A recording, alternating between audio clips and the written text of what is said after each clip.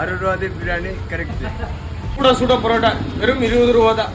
மலாவத் பரோட்டா வந்து 60 சூப்பர் இருக்கு. சாப்பிட்டு பாருங்க. 60 ரூபாய்க்கு ஷூர்மா கிடைக்குது.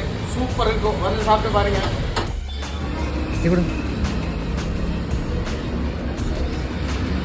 அது ஒரு சிக்கன் பிரியாணி,